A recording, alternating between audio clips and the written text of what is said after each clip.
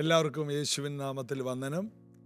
കർത്താവിൻ്റെ നാമം ഓരോ ദിവസം കഴിയുന്തോറും നിങ്ങളിലൂടെ മഹിമപ്പെടട്ടെ. നിങ്ങളുടെ ഇഷ്ടങ്ങളല്ല, നിങ്ങൾ യുദ്ധം ചെയ്ത് പിടിക്കുന്നതാണ് നിങ്ങളുടേതായി മാറുന്നത്. ഒന്നുകൂടി പറഞ്ഞാൽ, നിങ്ങൾ ആഗ്രഹിക്കുന്നതല്ല, നിങ്ങൾ യുദ്ധം ചെയ്ത് സ്വന്തമാക്കുന്നതാണ് നിങ്ങളുടേതാകുന്നത്. ഇതാണ് ബൈബിളിലെ സത്യങ്ങൾ. ഉൽപ്പത്തി പുസ്തകം മുതൽ വായിക്കുമ്പോൾ അനേക സ്ഥലങ്ങളും നന്മകളും ഒക്കെ ശത്രുക്കളുടെ കയ്യിൽ നിന്ന് യുദ്ധം ചെയ്ത് പിടിച്ചത് നമ്മൾ കാണുന്നു. ആഗ്രഹിച്ചവനല്ല അത് കിട്ടിയത്, ആഗ്രഹത്തോടെ യുദ്ധം ചെയ്ത് സ്വന്തമാക്കിയതാണ്. കാലേബിന് 45 കൊല്ലം കഴിഞ്ഞിട്ടും 85-ാമത്തെ വയസ്സിലും തന്നോട് ദൈവം പറഞ്ഞ വാഗ്ദത്തം യുദ്ധം ചെയ്ത് സ്വന്തമാക്കേണ്ടി വന്നു. അതാണ് യോശുവയുടെ പുസ്തകം 12-ാം അധ്യായത്തിൽ കാണുന്നത്.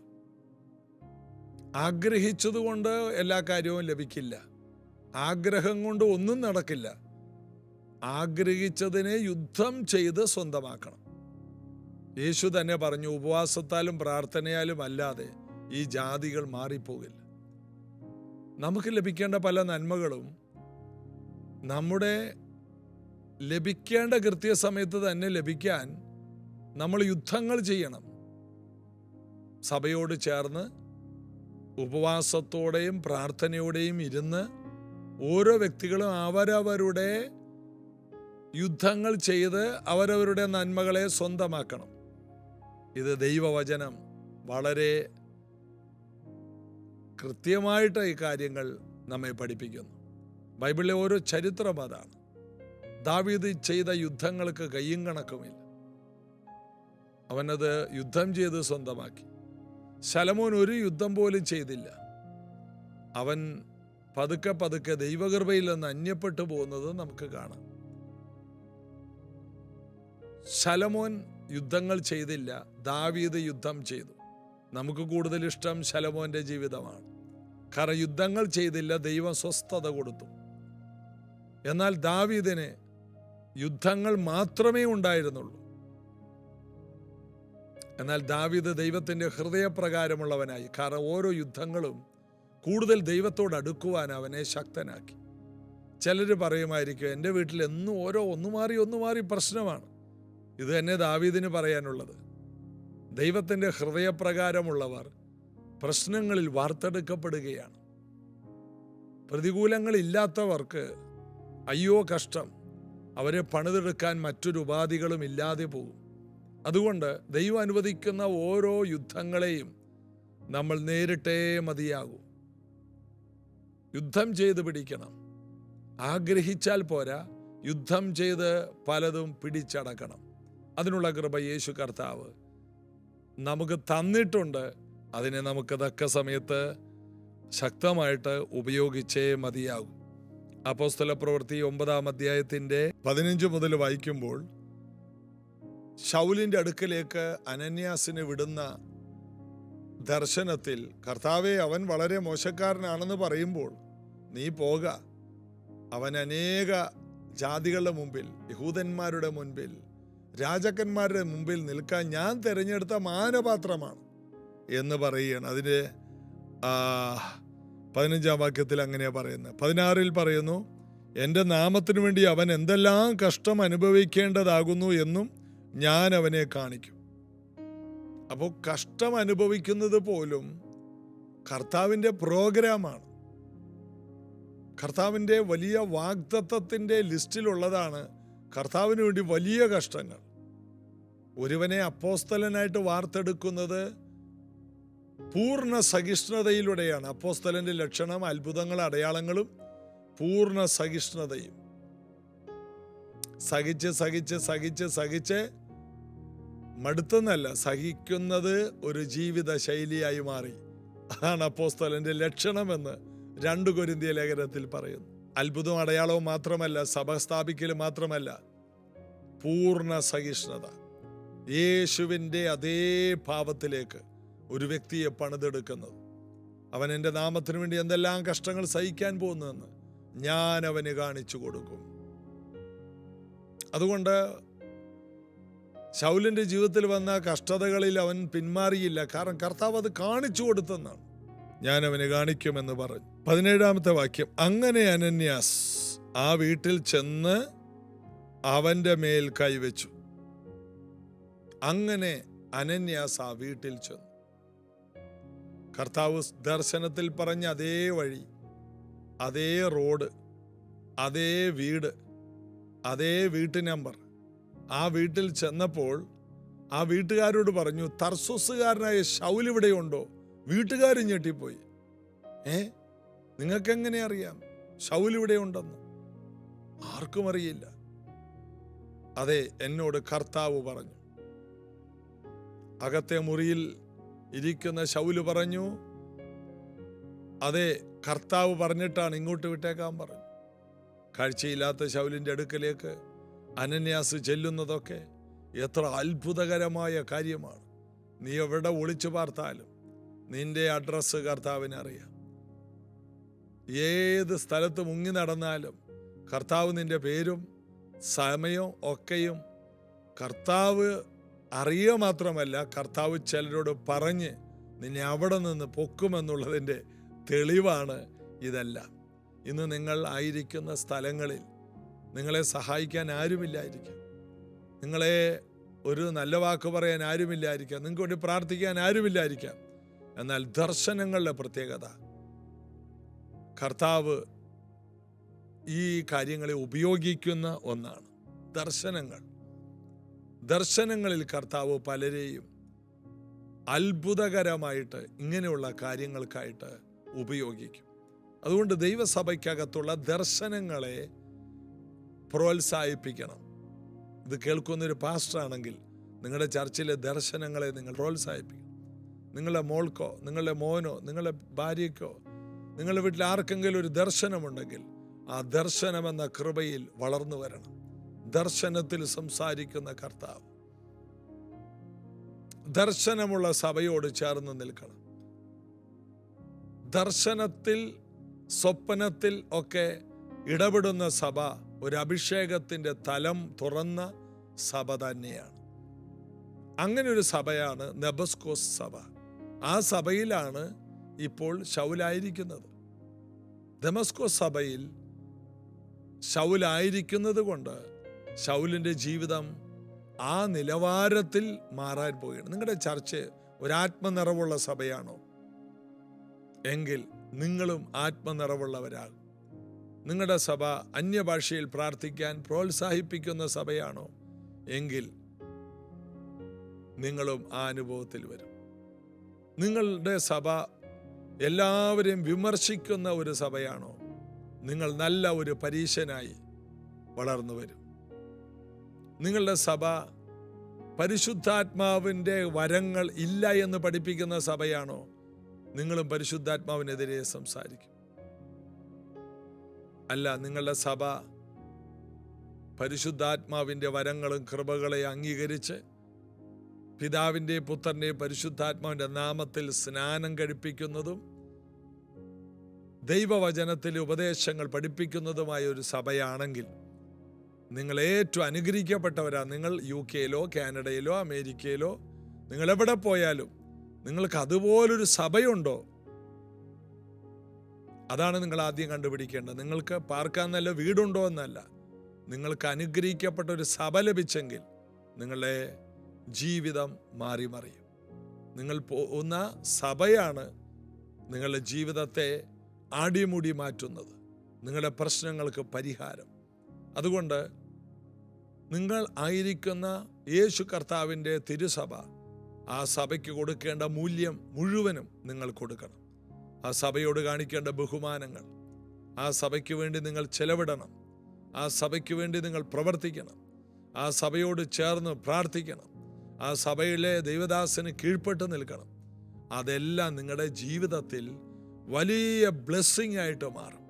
ഇതാ ദമസ്കോസ് സഭയിൽ ചെന്ന് പെട്ടതാണ് ശൗലിൻ്റെ ജീവിതത്തെ ആടിമൂടി മാറ്റിമറിച്ചത്. ഒരാത്മീക ചൈതന്യം ഇല്ലാത്ത സഭയായിരുന്നെങ്കിലോ അവിടെ യാതൊരു ദൈവിക പ്രവർത്തികളും കാണാൻ കഴിയാതെ പോകുമായിരുന്നു. അവിടെ യാതൊരു ചലനവുമില്ല, അവിടെ യാതൊരു സന്തോഷവുമില്ല. എന്നാൽ പ്രാർത്ഥിക്കുന്ന, കൂട്ടായ്മകളുള്ള, ഉപവാസ പ്രാർത്ഥനയുള്ള, ആക്ടിവിറ്റീസ് ഉള്ള സഭ. കഴിഞ്ഞ ദിവസം എന്നോട് ഒരു പ്രിയപ്പെട്ടവൻ പറഞ്ഞു, ഞാൻ ഇത്ര വർഷമായിട്ട് ആ സഭയിലെ സെക്രട്ടറിയാണ്. ഞാൻ ചോദിച്ചു, അതെന്താ വേറെ ആരും വർഷം വർഷം സെക്രട്ടറി ആകുന്നില്ലേ? ഇല്ല, ആ സഭയിൽ ആകെ 15 പേരേ ഉള്ളൂ. സെക്രട്ടറി ആകാൻ വേറെ ആരുമില്ല. അവിടെ ആരും അങ്ങനെ സ്ഥിരമായിട്ട് നിൽക്കില്ല, എല്ലാം ഓരോ രാജ്യത്തോട്ട് പോവുകയാണ്. ആ സഭയിൽ ആളില്ല, അതുകൊണ്ട് സ്ഥിരമായിട്ട് അവിടുത്തെ സെക്രട്ടറി ഞാൻ തന്നെയാണ്. ആളില്ലാത്തിടത്ത് സെക്രട്ടറി. അപ്പോൾ നമ്മൾ അറിയണം, സഭ വളരണം. എല്ലാവരും ഏത് രാജ്യത്തോട്ട് പോയാലും പുതിയ ജനനങ്ങൾ സഭയിൽ നടക്കണം. അതുകൊണ്ട് സെക്രട്ടറിക്കും, ട്രഷററിനും, പാസ്റ്റർക്കും, പാസ്റ്റർ ആൻറ്റിക്കും, സഭയിലെ മൂപ്പനും മൂപ്പത്തിക്കും ഒക്കെ ഉത്തരവാദിത്തങ്ങളുണ്ട്. സഭ ആത്മാക്കളെ കൊണ്ട് നിറയണം. സഭ ഒരു കെട്ടിയടച്ച തോട്ടമെന്ന് പറഞ്ഞ് അടച്ചുപൂട്ടി വെക്കരുത്. കെട്ടിയടച്ച തോട്ടമാണ്, ഞായറാഴ്ച മാത്രമേ തുറക്കുള്ളൂ. അത് വേണ്ട. സഭ ഒരു പാലം പണിയണം എല്ലാ ദേശത്തേക്കും. സഭ കെട്ടിയടച്ച് വെക്കരുത്. സഭ ജനത്തിലേക്ക് പാലം പണിയുന്നവരായിരിക്കണം. അനേക വീടുകളിലെത്തണം. അനേക കുടുംബങ്ങളെ നമ്മൾ കാണണം. വ്യക്തികളെ വ്യക്തിപരമായി കാണണം. അവരോടെല്ലാം യേശുവിനെ കുറിച്ച് സംസാരിക്കണം. സമയത്തിലും അസമയത്തിലും ഒരുങ്ങി നിൽക്കണം. തീഷ്ണതയോടെ ദൈവത്തിൻ്റെ വേല ചെയ്യണം. തിടുക്കത്തോടെ കർത്താവിൻ്റെ രാജ്യത്തെ സംസാരിക്കണം. ഇതൊക്കെയാണ് യേശു കർത്താവിൽ നിന്ന് നാം പഠിച്ച സുവിശേഷങ്ങളിലെ ഭാഗങ്ങൾ. പൗലൂസിലൂടെയും പത്രോസിലൂടെയും അപ്പോസ്തലന്മാരിലൂടെയും എരിവുള്ള ഒരു സുവിശേഷത്തെ നമുക്ക് കാണാൻ കഴിയും. അവരെ പിടിച്ചു വെക്കാൻ ആർക്കും കഴിഞ്ഞില്ല. അവരെല്ലാ ദിക്കിലേക്കും ഓടിക്കൊണ്ടിരുന്നു. ഒരു സ്ഥലത്ത് പോയാൽ മറ്റുള്ള സ്ഥലത്തു കൂടി സുവിശേഷം അറിയിച്ചിട്ട് അവർ മടങ്ങിപ്പോകും. പത്രോസിൻ്റെയും യോഹന്നാൻ്റെയും ചരിത്രവും ഫിലിപ്പോസിൻ്റെ ചരിത്രവും ഒക്കെ അതാണ്. അവരെവിടെ ചെന്നാൽ ആ പട്ടണങ്ങളെ സുവിശേഷം കൊണ്ട് നിറയ്ക്കും. അപ്പോൾ സുവിശേഷമാണ് സഭാവളർച്ചയ്ക്ക് കാരണമായി തീരുന്നത്. അങ്ങനെ അനന്യാസ് ആ വീട്ടിൽ ചെന്ന് അവൻ്റെ മേൽ കൈവച്ചു. അനന്യാസ് അവിടെ ചെന്നു അവൻ്റെ മേൽ കൈവച്ചു. 17-ാമത്തെ വാക്യം. ശൗലേ, സഹോദര, നീ കാഴ്ച പ്രാപിച്ച് പരിശുദ്ധാത്മപൂർണനാകേണ്ടതിന് നീ വന്ന വഴിയിൽ നിനക്ക് പ്രത്യക്ഷനായ യേശു എന്ന കർത്താവ് എന്നെ അയച്ചിരിക്കുന്നു. നീ വന്ന വഴിയിൽ നിനക്ക് പ്രത്യക്ഷനായില്ലേ? ആ കർത്താവ് എനിക്കും പ്രത്യക്ഷനായി, എന്നെ അയച്ചിരിക്കുന്നു. ഇന്ന് നീ ഞങ്ങളുടെ ശത്രുവല്ല, സഹോദരനാണ്. സഹോദര ശൗലേ, കാഴ്ച പ്രാപിക്കുക. കാഴ്ച പ്രാപിച്ചാൽ മാത്രം പോരാ, നീ പരിശുദ്ധാത്മപൂർണനാകണം. ആത്മാവിൽ മുങ്ങണം. ആത്മാവിൻ്റെ തീയിൽ നീ ജ്വലിക്കണം. നിന്റെ കണ്ണു തുറക്കണം. നിന്റെ ആത്മാവ് നിറയണം. നീ ആത്മാപൂർണനായി മാറണം. നീ വന്ന വഴിയിൽ നിന്നെ സന്ദർശിച്ച അതേ കർത്താവ് എന്നെ ഇവിടെ അയച്ചിരിക്കുകയാണ്. അങ്ങനെ ഇവൻ്റെ കണ്ണിൽ നിന്ന്, അടുത്ത വാക്യം 18-ാം വാക്യം, ഉടനെ അവൻ്റെ കണ്ണിൽ നിന്ന് ചെതമ്പൽ പോലെ വീണു, കാഴ്ച ലഭിച്ചു. അവൻ എഴുന്നേറ്റ് സ്നാനമേൽക്കുകയും ആഹാരം കൈക്കൊണ്ട് ബലം പ്രാപിക്കുകയും ചെയ്തു. കാഴ്ച ലഭിച്ചു. പിതാവിൻ്റെയും പുത്രൻ്റെയും പരിശുദ്ധാത്മാവിൻ്റെ നാമത്തിൽ അവൻ സ്നാനപ്പെട്ടു. അടുത്തത്, ഭക്ഷണം കഴിച്ച് അവൻ ബലപ്പെട്ടു. അവൻ ആ ഒരു ഇരിപ്പ് ഇരുന്നതാണ് ദർശനത്തിൽ അനന്യാസിനെ കർത്താവ് അയച്ചത്. ചില വിഷയങ്ങൾ കാണും വരെ അങ്ങോട്ട് കയറിയിരിക്കുക. അതിൻ്റെ മറുപടി കർത്താവ് വീട്ടിലെത്തിക്കും. അതിൻ്റെ തെളിവല്ലേ ശൗൽ ഇരുന്ന വീട്ടിലേക്ക് അനന്യാസ് വന്നു. നീ എങ്ങും പോകേണ്ടി വരില്ല. നീ പ്രാർത്ഥനയോടെ, നീ ആഗ്രഹത്തോടെ, നീ വാഞ്ചയോടെ ഒരു വിടുതലിനായി, ഒരു മറുപടിക്കായി, ഒരു നല്ല ഉത്തരത്തിനായി നീ ഇരുന്നു കഴിഞ്ഞാൽ നിന്റെ വീട്ടിൽ വന്ന് നിനക്ക് മറുപടി തരാൻ കർത്താവിൻ്റെ പ്ലാനുകളുണ്ട് എന്നുള്ളതിൻ്റെ തെളിവാണ് ഈ കാണുന്ന വേദഭാഗം. അടുത്തത് 19-ാം വാക്യം. അവൻ ദമസ്കോസിലുള്ള ശിഷ്യന്മാരോടുകൂടെ കുറേ നാൾ പാർത്തു. കുറേ നാൾ അവൻ ദമസ്കോസിലുള്ള ശിഷ്യന്മാരുടെ കൂടെ കുറേ നാൾ പാർത്തു. അതിൻ്റെ അർത്ഥം ആടിമുടി മാറുവാൻ ശൗലിൻ്റെ ആദ്യ പാഠങ്ങൾ ലഭിച്ചത് ഈ ദമസ്കോസ് സഭയിലാണ്. ഒരു നല്ല സഭയെ ചെന്ന് പെട്ടാൽ അവിടെ വെച്ച് നമ്മെ ആടിമുടി കർത്താവ് മാറ്റിക്കളയും. ചെന്നത് ആ സഭയിൽ ഏതെങ്കിലും ഒരു പുറകിലെ കസേരയിൽ ഇരിക്കാനായിരിക്കും. എന്നാൽ നിന്നെ പുറകിലെ കസേരയിൽ ആ സഭയിൽ ഇരുത്തുകയില്ല, നിന്നെ മുൻനിരയിൽ കൊണ്ടുവരും. അതാണ് കർത്താവ്. ഒരാളെയും ദൈവം വെറുതെ വിളിച്ചിട്ടില്ല. എല്ലാവർക്കും അനവധി തേജസ്സേറിയ ദൗത്യങ്ങളുണ്ട്. ഇത് തിരിച്ചറിയാനാണ് ഓരോ ദിവസവും പ്രഭാതത്തിൽ നിങ്ങളിത് വെച്ച് കേൾക്കുന്നത്. നിങ്ങൾക്കൊരു ശുശ്രൂഷയുണ്ട്. കുറേ നാള് ശൗല് ദമസ്കോസിലുള്ള സഭയിൽ പാർത്തു. അപ്പോൾ തന്നെ ആലോചിക്കണം, അവൻ തിരിച്ചു പോകുന്നില്ല. ചരിത്രം പറയുന്നു, ഒരു യഹൂദൻ്റെ ഒറ്റ മോനായിരുന്നെന്നും ഈ ശൗല് ഒറ്റ മകനായിരുന്നെന്നും മറ്റൊരാളെ പ്രസംഗിക്കുന്നത് കേട്ട് 18ഓളം കപ്പലുള്ള ഒരു കോടീശ്വരനായ യഹൂദൻ്റെ ഏക മകനായിരുന്നു. എന്നിട്ട് എന്തുകൊണ്ടാണ് ശൗലെ നീ തിരിച്ചു പോകാത്തത്? ശൗലിന് 18 കപ്പലും തനിക്ക് ലഭിച്ച രക്ഷയും കൂടി താരതമ്യം ചെയ്തപ്പോൾ കപ്പലുകൾ ഒന്നുമല്ല എന്ന് മനസ്സിലായി. അതുകൊണ്ട് പൗലോസ് തന്നെ ജീവിതത്തിൽ പറയുന്നുണ്ട്, വരുവാനുള്ള നിത്യ തേജസ് വിചാരിച്ചാൽ ഈ കാലങ്ങളിലെ കഷ്ടങ്ങൾ സാരമില്ല എന്ന് ഞാൻ എണ്ണുന്നു. തുലനം ചെയ്യാൻ അവനറിയാം, ശരിയായതുമായിട്ട് തുലനം ചെയ്യാൻ അറിയാം. നമ്മുടെ എല്ലാം പ്രശ്നം അപ്പുറത്തെ വീട്ടുകാരുമായിട്ട് തുലനം ചെയ്യലാണ്.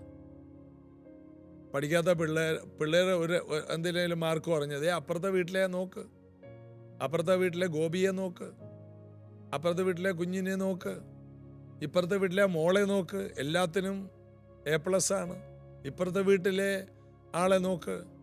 ഇത് തന്നെ ഭാര്യമാരും പറയുന്നത്. എടോ മനുഷ്യ, നിങ്ങൾക്ക് അപ്പുറത്തെ വീട്ടിലെ ആ സാറിനെ കണ്ടു പഠിച്ചുകൂടെ?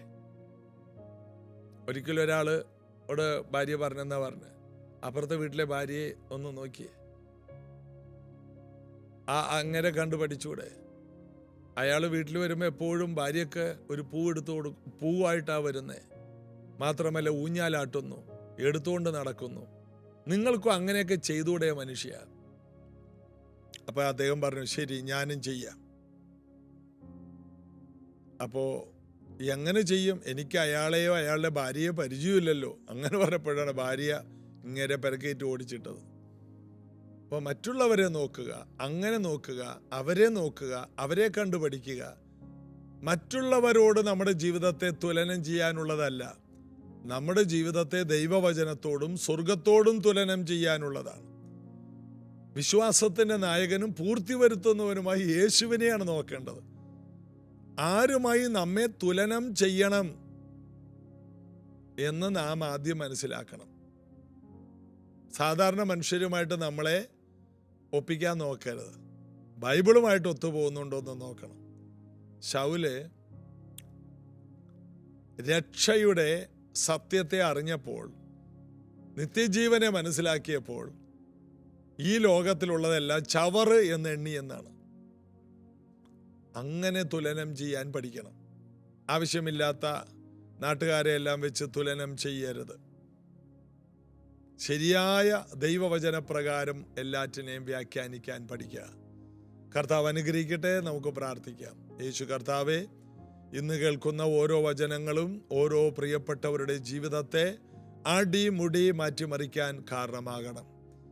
രൂപാന്തരത്തിന് കാരണമാകണം, ഉയർച്ചയ്ക്ക് കാരണമാകണം, ആത്മീക വളർച്ചയ്ക്ക് കാരണമാകണം, അഭിവൃദ്ധിക്ക് കാരണമാകണം, പുരോഗതിക്ക് കാരണമാകണം, സൗഖ്യത്തിന് കാരണമാകണം. ശൗലിനെ പൗലോസാക്കിയതുപോലെ മാറ്റിമറിക്കുന്ന ചില സഭകൾ ദേശത്ത്, കൃപകൾ കൊണ്ട് നിറഞ്ഞ സഭകൾ ദേശത്ത് വർദ്ധിച്ചു വരട്ടെ. അഭിഷേകമുള്ള ദമസ്കോ സഭ പോലെ, ദർശനങ്ങളുള്ള ദമസ്കോ സഭ പോലെ ഇത് കേൾക്കുന്ന ഓരോ പ്രിയപ്പെട്ടവരുടെ സഭകൾ തീരട്ടെ. ഞാൻ അതിനായി അവരെ അനുഗ്രഹിക്കുന്നു. ഈ കേൾക്കുന്നവരെല്ലാം ഈ നിലവാരത്തിലുള്ള സഭകളെ പണിയാൻ ഉപയോഗിക്കുന്ന ഉപകരണങ്ങളുമായി തീരട്ടെ. അനുഗ്രഹിക്കുന്നു യേശുവിൻ നാമത്തിൽ. ആമേൻ. ആ വ്യക്തി നിങ്ങളാണ്.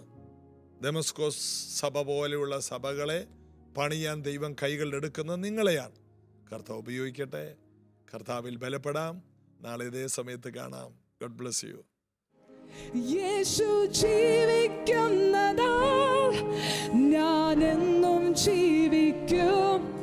എന്നാളെ അവൻ കാര്യങ്ങളിൽ അത് ഉറപ്പുള്ളവർ ചേർന്ന് ഭയമില്ലായിരിക്കിനി, ആകുലമില്ലിനി.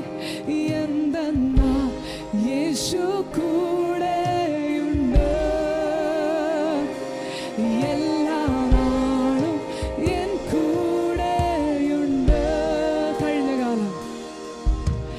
കഴിഞ്ഞ കാലം തിരിഞ്ഞു നോക്കുമ്പോ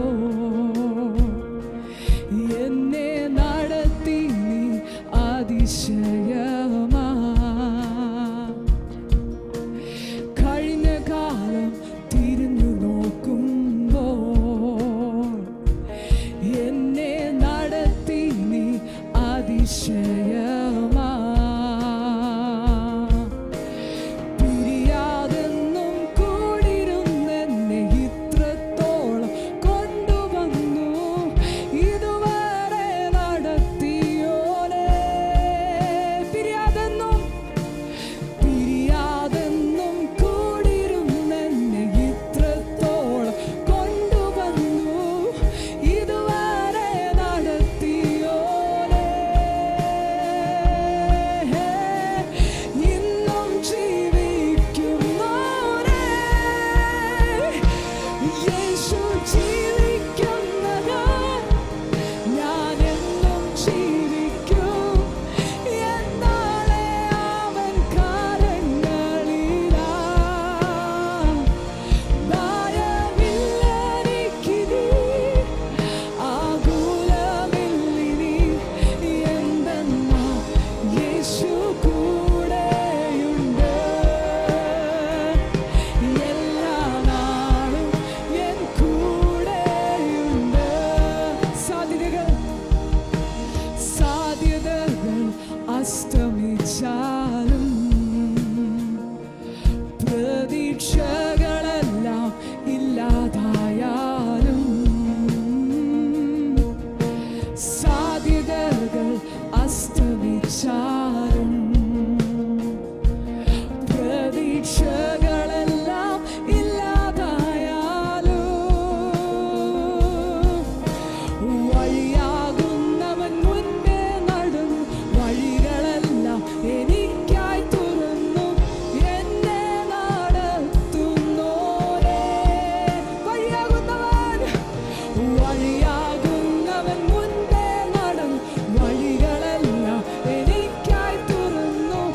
എന്നെ നടത്തുന്നോനെ.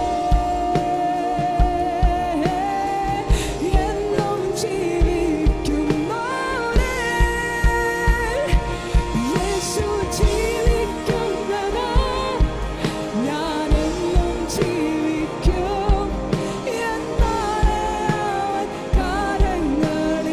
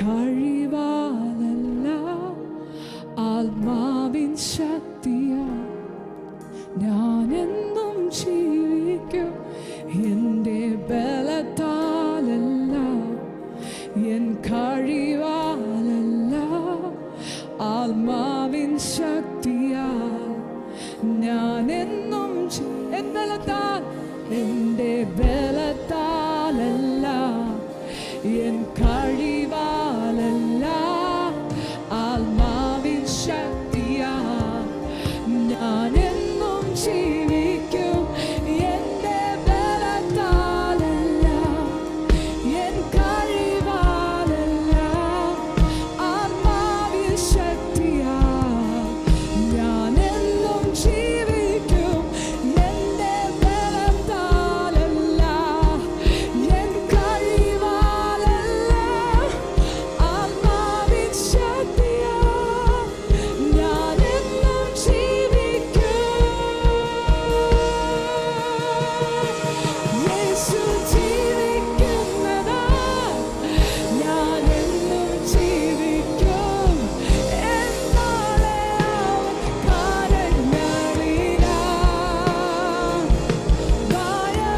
ഭയമില്ലെനിക്കിനി ആകുലമില്ലിനി എന്തെന്നാ യേശു കൂടെയുണ്ട് എല്ലാ നാളും യേശു ജീവിക്കുന്ന